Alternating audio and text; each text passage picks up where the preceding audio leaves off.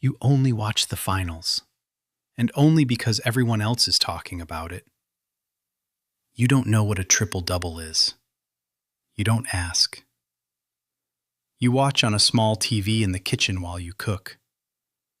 You think they're playing too many games to mean anything. The buzzer goes off and you don't look up. You confuse the point guard with the shooting guard. You don't care which is which. You know LeBron. You're not sure who he plays for now. You eat cold pizza from last night and half watch. The crowd cheers and you check your phone. You think it's basically football but with bigger guys. You ask if a free throw is the same as a three-pointer. You leave the room during halftime and never come back. The kids at the bar yell at the screen and you smile politely. You think a jersey is overpriced no matter what number is on it. You watch on mute and read the captions. You don't really know what the playoffs are. You think they're knockout rounds. You can name maybe 3 teams without thinking. You eat your popcorn out of a plastic bowl on a TV tray. When someone misses a dunk, you wince. You don't know why. The fourth quarter is when you start washing dishes. The next morning you ask your friend who won. You forget by lunch. You think basketball season is just one season. You don't know there are 3. You pick a team because your dad watched them in the 80s. You buy a knockoff jersey at a thrift store. You wear it once a week. You learn what "in the bonus" means after asking your friend 3 times. You catch most regular season games. You miss the back-to-backs. You stay through the fourth quarter now. You watch on your laptop in bed and forget to put it on the TV. You can name the starting 5, most of the time. You text your friend when there's a big dunk. He doesn't text back. You think the All-Star game is a real game. You watch the whole thing. You start checking the schedule on your phone the morning of game day. You wear the jersey to a regular Tuesday because you feel like it. You learn what a pick and roll is. You explain it badly to someone else. You think the refs are bad. You're sure of it. You know your team's star's name and number. You don't know the backup point guard. You watch highlights on your phone before bed. You start picking up a few of the team's nicknames. You use one wrong. You take the kids to a high school game and yell too loud. You buy a hat with the team's old logo at a flea market. You feel something when they win on a buzzer beater. You can't name it. You watch the playoffs in full when your team makes it. You skip them when they don't. You think this might be the year. You think that every year now. You start checking ESPN before you check your email. You wear your team's current jersey to bed sometimes. You know every starter, their position, their tendencies. Record it if you have to. You know what a defensive rotation is. You yell about it when it breaks down. You can name the head coach. You have opinions about his rotations.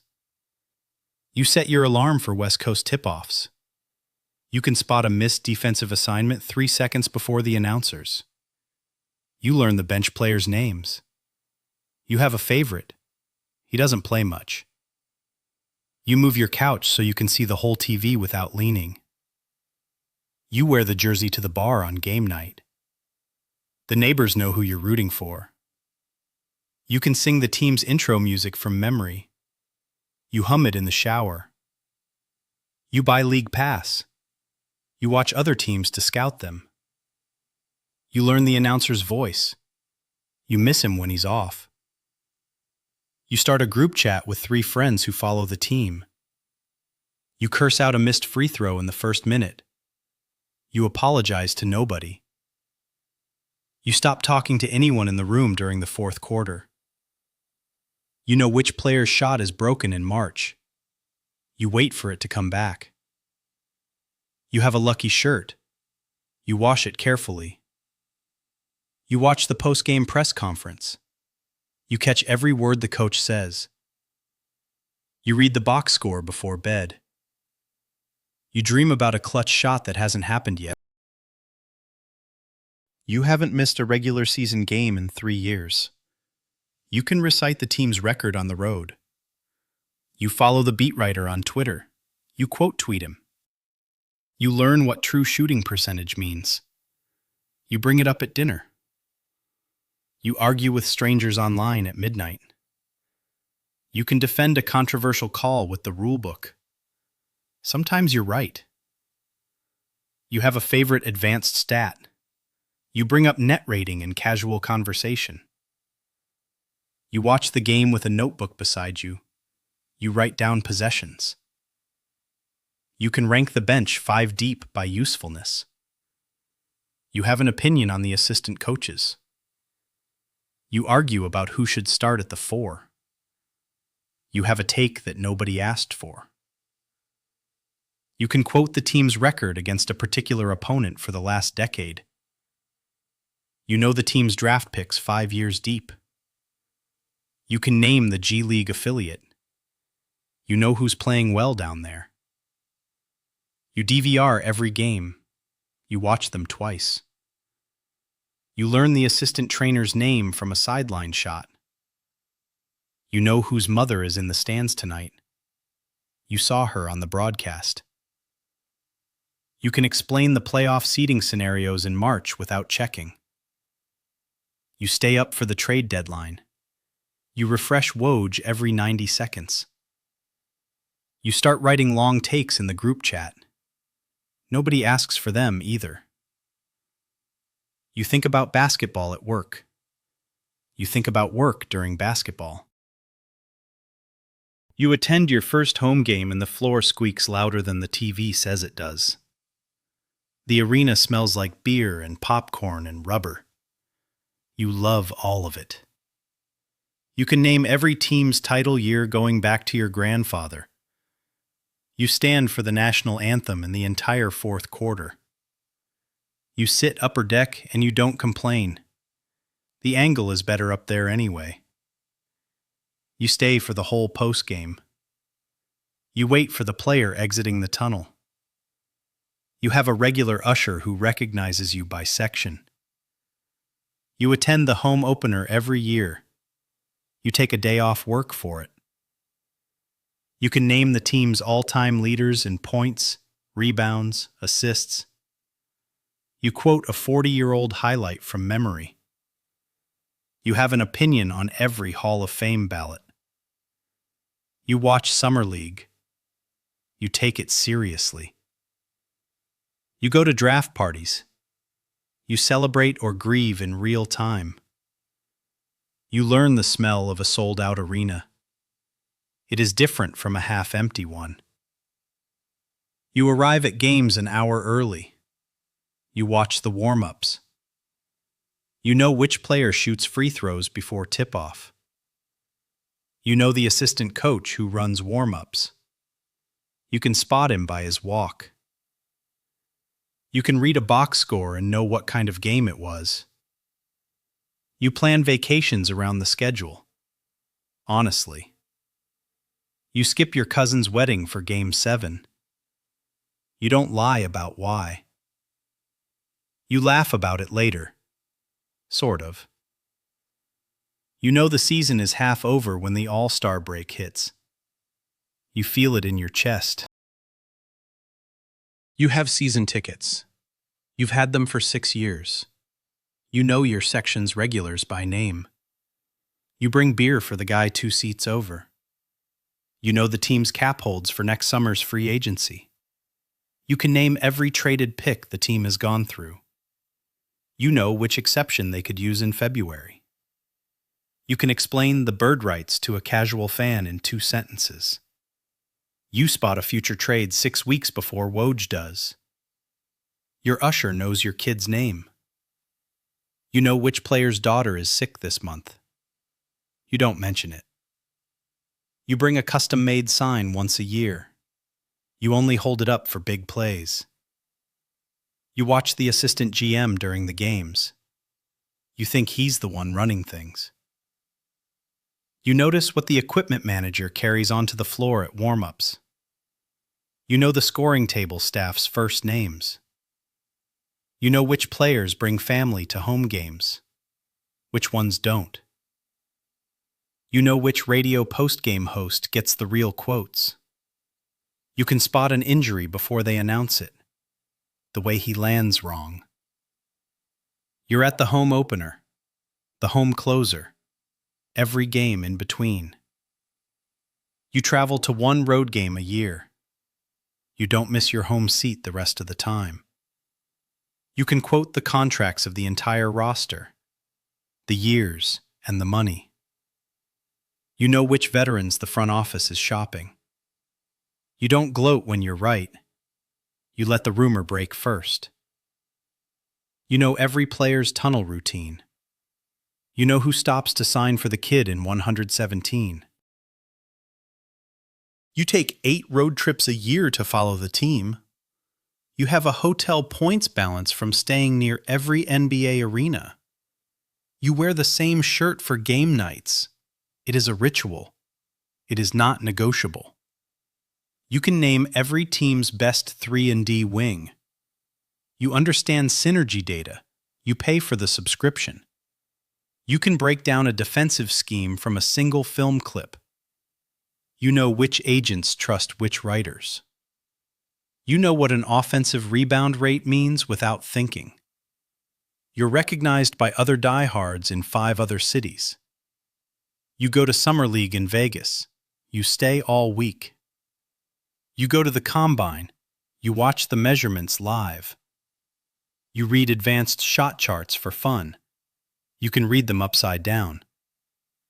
You can recite the team's last 7 first-round picks and what their college coaches said about them. You dress like you know somebody. You don't yet. You text a beat writer once. He responds. You don't text again that week. You start a small blog. 3,000 people read it. You write about basketball at 4 in the morning sometimes. You skip your sister's birthday for Game 5. You do not regret it. You can name a wing player at every position in the conference, top to bottom. You can list every team's preferred late-game inbounds play. You meet someone new, and they recognize the team logo on your hat from 100 feet away. You realize basketball is no longer a thing you watch. It is a thing you are. You get a press credential to a regular season game. You walk in, slowly.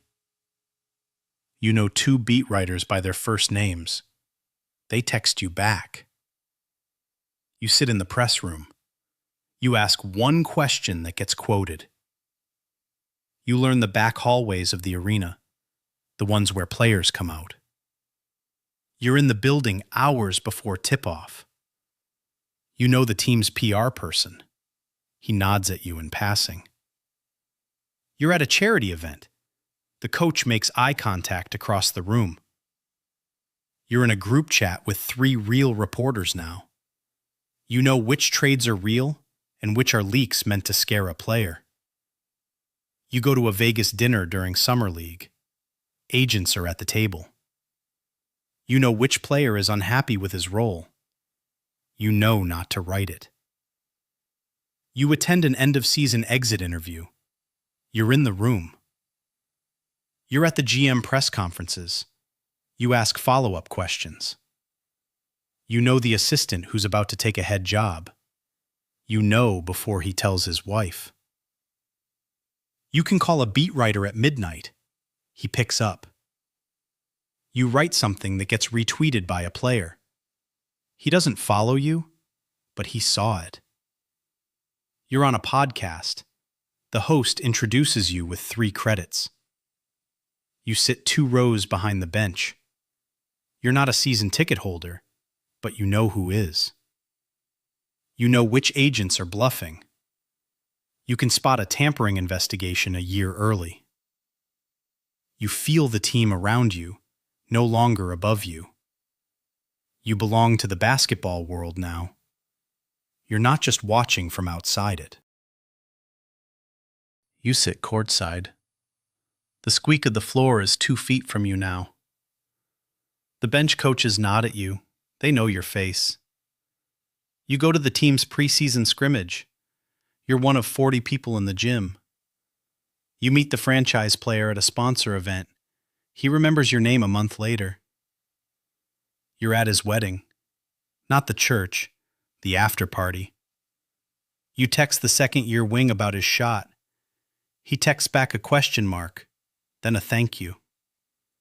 You go to dinner with the coach during the off-season, just the two of you. You hear a trade idea from the assistant GM before the front office votes on it. You walk through the tunnel after the game. Nobody stops you. You can pull a player aside for a quick word. He gives it. You know which young player is homesick. You take him out for dinner. You're in a group chat with 2 all-stars and the head trainer.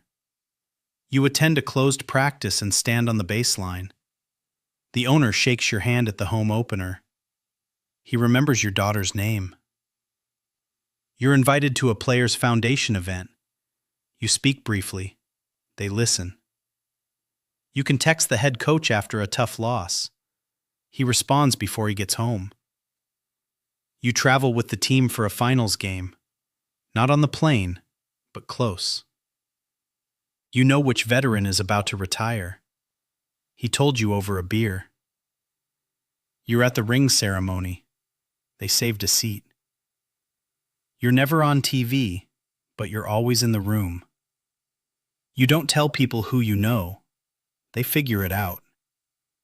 You realize you've been part of this team for 15 years, and you've never asked for anything. Players walk over at the start of warm-ups to say hi, by name. Your seat is fixed. Everyone knows where you sit. A young rookie says he watched you on TV as a kid. The team posts a photo of you on their official account on your birthday. You're in the documentary. They interview you for 15 minutes. Your name is in 3 books about the league. Hall of Fame voters call you for context. Commentators reference you by name during a national broadcast. You walk into any arena in the league and someone in security says, "Hey, you made it." You're invited to the league's 75th anniversary dinner. You sit at a real table. You know which young executive will be commissioner one day. You watched her grow up. A retired all-star asks for your advice on which charity to start.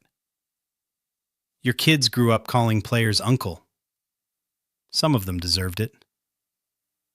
You have a private locker at the practice facility. It's mostly symbolic. They name a section of the upper deck after you. You attend the unveiling. You cry a little. The current franchise player credits you in his retirement speech. You see a kid in the upper deck wearing the team's jersey, screaming his head off. You remember. The arena smell is still the same. Beer and popcorn and rubber. The squeak of the floor still gives you something. You realize the game stopped being a game a long time ago. It's a life. You don't perform anymore. You just show up. You are part of the thing now. Forever.